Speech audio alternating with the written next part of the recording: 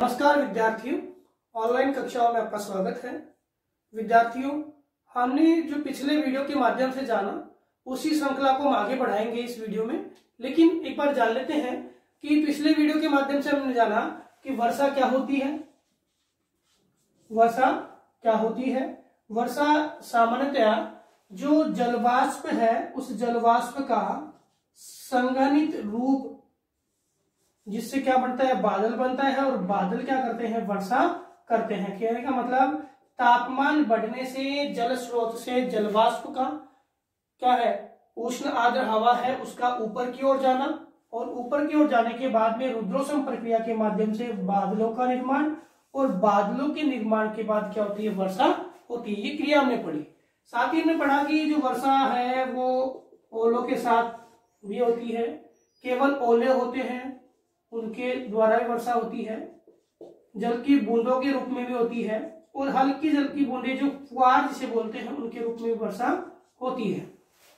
इसके अतिरिक्त हमने वर्षा के 3 प्रतिरूप जाने, एक सवनीय वर्षा, एक पर्वतीय वर्षा और एक चक्रवातीय वर्षा। देखो, सवनीय वर्षा क्या होती है? सवनीय वर्षा हमने जाना था कि जो ऊर्ध्वाधर जो जलवाष्प का जो संचलन है उसके माध्यम से जो संघनन की प्रतिक्रिया होती है अधिक ऊंचाई पे जाकर, और उनके द्वारा उस क्रिया के माध्यम से जो वर्षा होती है उसको हम क्या बोलते हैं, सवनीय वर्षा कहते हैं। क्योंकि सवनीय धाराओं का सिद्धांत ही क्या है, वर्टिकल यानी ऊर्ध्वाधर गति करना। इसके अलावा आपने पढ़ा कि पर्वतीय वर्षा कौन सी होती है, तो पर्वतीय वर्षा होती है पर्वतीय ढालों पर ट्रिगर प्रभाव के माध्यम से उष्ण आर्द्र हवा का ऊपर की ओर जाना, फिर संघनित होना, फिर वर्षा करना, और अपोजिट साइड में होते हैं उनको वृष्टि सहायक प्रदेश कहते हैं। इसके अलावा हम चक्रवाती वर्षा के बारे में जाना कि चक्रवाती वर्षा क्या होती है।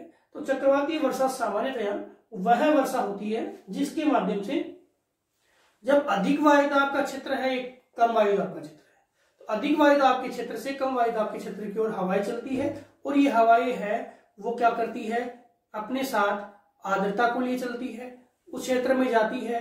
ताप ज्यादा होता है न्यून वायुदाब वाले में, वहां जाकर ये ताप के संपर्क में आती है, ऊर्ध्वाधर क्रिया होती है, गति होती है, संघनन क्रिया होती है, बादल बनते हैं, क्या हो जाती है, वर्षा हो जाती है। ये सारी क्रियाएं हमने पिछले वीडियो के माध्यम से जानी।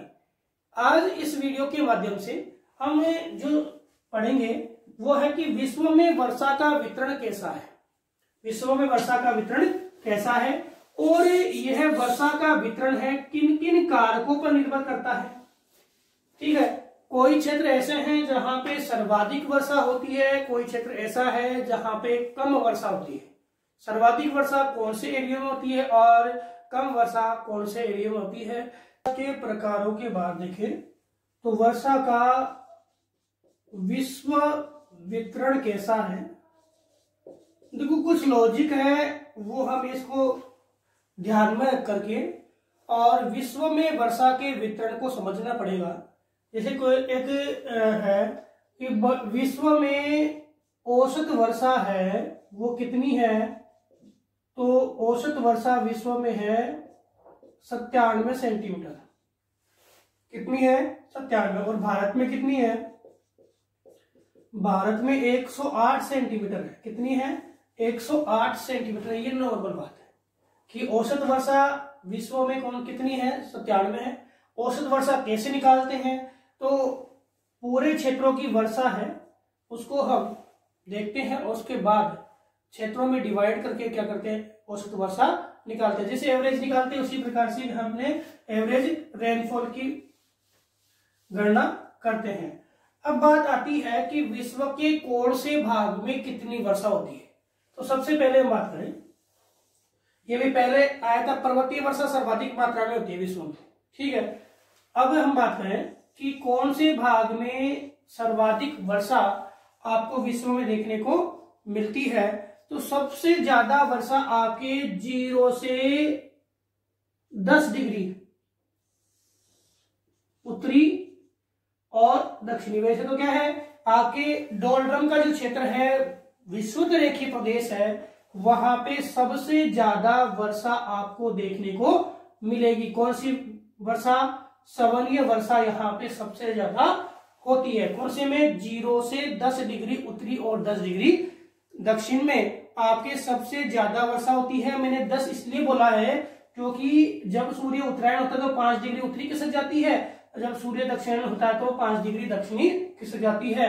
एक्चुअल में देखें तो ये 5 डिग्री उत्तरी और 5 डिग्री दक्षिणी है, नॉर्थ एंड साउथ। इसके बाद आपके देखें कि 10 से लेके और 20 डिग्री का भाग है उत्तरी गोलार्ध में और 10 से लेके 20 डिग्री का भाग है आपके दक्षिणी गोलार्ध में। इसमें क्या होता है? तो इसमें आपके कौन सी हवाएं आपने पढ़ा था? कौन सी व्यापारिक कौन सी पवने हैं? व्यापारिक पूर्वी पवने या वाणिज्य पवने हैं, इनका प्रभाव रहता है। तो इस क्षेत्र में आपके महाद्वीपों के कौन से भाग में वर्षा होगी? महाद्वीपों के पूर्वी भाग में वर्षा होगी। किसमें? इस वाले प्रदेश में। तो विश्व का सबसे ज्यादा बड़ा पहला नंबर का यहां जो वर्षा होती है व्यापारिक वाली, ये व्यापारिक वाली वर्षा कौन सी कहलाएगी? मानसून वर्षा। कौन सी कहलाएगी? मानसून वर्षा। और ये महाद्वीपों के कौन से भाग में होती है? ये महाद्वीपों के पूर्वी भाग में होती है। कौन से भाग में होगी? महाद्वीपों के पूर्वी भाग में होगी। कौन सी वर्षा? पूर्वी व्यापारिक हवाओं के माध्यम से 10 से 20 डिग्री के अंदर जो होने वाली वर्षा है। अब इसके बाद देखें तो आपका 20 से 30 डिग्री वाला भाग है, हमने पढ़ा था उपोष्ण कटिबंधीय क्षेत्र है। तो उपोष्ण कटिबंधीय कैसा है? हाई प्रेशर वाला। कैसा है? उपोष्ण कटिबंधीय कैसा है? हाई प्रेशर वाला, उच्च दाब वाला।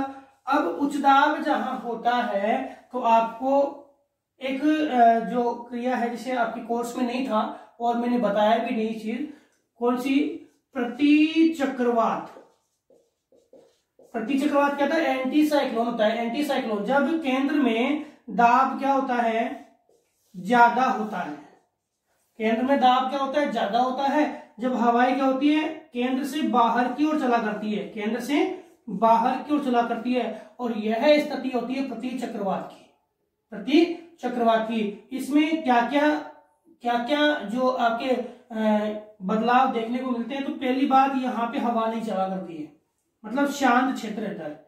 दूसरी बात, यहाँ पे वर्षा नहीं होती है, वर्षा शून्य प्रदेश होता है, वर्षा की कमी यहाँ पे देखने को मिलती है। तो ये प्रतिचक्रवाती भाई, जहां पे हवा आएगी नहीं, जहां पे हवा आएगी तो टेम्परेचर में बदलाव करेगी। अब हवा ही नहीं आएगी तो टेम्परेचर में बदलाव कहां से होगा?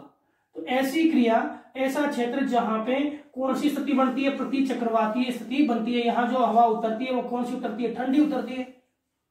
और फिर ये हवा जो दाब बढ़ गया तो हवाएं बाहर की ओर जाएगी, तो यहाँ पे वर्षा का प्रतिरूप क्या है? बहुत कम होता है, यानी शून्य वर्षा प्रतिरूप आपको देखने को मिलता है। कहाँ पे? 20 से 30 डिग्री वाले भागों में। और यहाँ पे विश्व के कौन से मरुस्थल मिलते हैं? शुष्क मरुस्थल मिलते हैं। क्या मिलते हैं? विश्व के शुष्क मरुस्थल कहां पर मिलेंगे?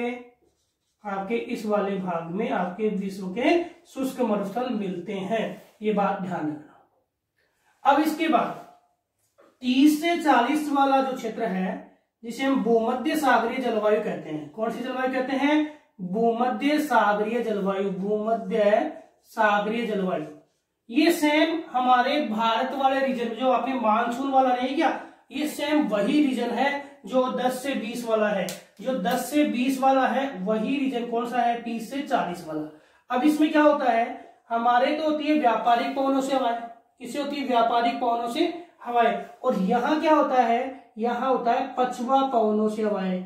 तो हमारे होता है महाद्वीपों के पूर्वी भाग में, और इधर होगा महाद्वीपों के कौन से भाग में? पश्चिमी भाग में। महाद्वीपों के पश्चिमी भाग में क्या होती है? हवाएं जो है वर्षा करती है। और ये भी कौन सा रीजन होगा?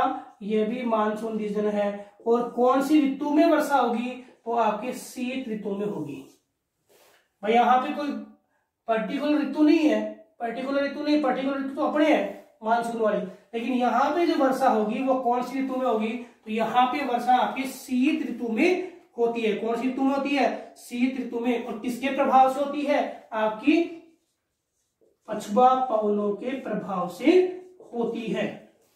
और बताइए साहब, और क्या इसके बाद देखें तो 40 से 60 डिग्री उत्तर और 40 से 60 डिग्री आपके दक्षिण, ये जो भाग है इसमें आपके देखो यहां से तो पछुआ आ रही है और यहां से कौन सी आ रही है, वही डोलड्रम का सही हो गया। ये लो प्रेशर की पेटी है, ये भी लो प्रेशर की पेटी है, कौन सी, उपध्रुवीय। ये कौन सी है, उपध्रुवीय। तो ये लो प्रेशर की पेटी है उपध्रुवीय, और ये भी क्या है, उपध्रुवीय निम्न वायुदाब की पेटी है। इस निम्न वायुदाब की पेटी में यहां से उत्तर से हवाएं आ रही है, तो ये हवाएं आती है तो यहाँ पे शीतोष्ण कटिबंधीय चक्रवात भी बनते हैं और यहाँ पे क्या होती है, वर्षा होती है। तो विश्व में सबसे ज्यादा वर्षा जो होती है वो कौन से रीजन में होती है, आपके डोलड्रम भूमध्य रेखीय प्रदेश में, भूमध्य रेखीय प्रदेश में। और एक वर्षा कहाँ होती है, 40 से 60 वाली उपध्रुवीय क्षेत्र में, उपध्रुवीय वर्षा होती है उपध्रुवीय क्षेत्र में, ठीक है। एक तो होती है आपके यहाँ, दूसरी होती है आपके यहाँ। तो विश्व में सर्वाधिक वर्षा वाले रीजन अगर आपको पूछ ले तो एक तो भूमध्य सागर और एक कौन सा 40 से 60, एक तो कौन सा 0 से 5 डिग्री नॉर्थ एंड साउथ। किसका के कारण क्या होता है, ऊपर और दक्षिण हो जाएगा, लेकिन ये कह सकता नहीं है ऊपरी भागों में जो किसकाव नहीं होता है। तो 40 से 60 डिग्री नॉर्थ एंड साउथ, ये तो एक दिशा रीजन है सर्वाधिक वर्षा वाले, ठीक है। अब दूसरे आप बोलोगे साहब मध्यम वर्षा वाले रीजन कौन से हैं, तो मध्यम वर्षा वाले रीजनों में आपके 10 से 20 डिग्री नॉर्थ एंड साउथ और 30 से 40 डिग्री नॉर्थ एंड साउथ, ये मध्यम वाले हैं। ये क्या है, मध्यम वाले। यहाँ पे वर्षा सर्वाधिक होती है 100 सेंटीमीटर से ज्यादा, और यहाँ पे वर्षा होती है 100 सेंटीमीटर से कम। और फिर आप बोलोगे साहब कम वाले कौन से रीजन हुए, तो कम वाले रीजन में हुए आपके 70 डिग्री से ऊपर वाले नॉर्थ, ठीक है। कहां तक, 70 डिग्री से आपके 90 डिग्री नॉर्थ और वही एंड साउथ यहां पर। और दूसरा 20 से 30 डिग्री नॉर्थ एंड साउथ। इन दो रीजनों में वर्षा बहुत कम होती है। ये तो हो गया कौन सा, शुष्क मरुस्थल, और ये ऊपर वाले कौन से हो गए आपके शीत, ये तो उष्ण है और ये कैसे हैं, शीत मरुस्थल है। क्या है, शीत मरुस्थल है।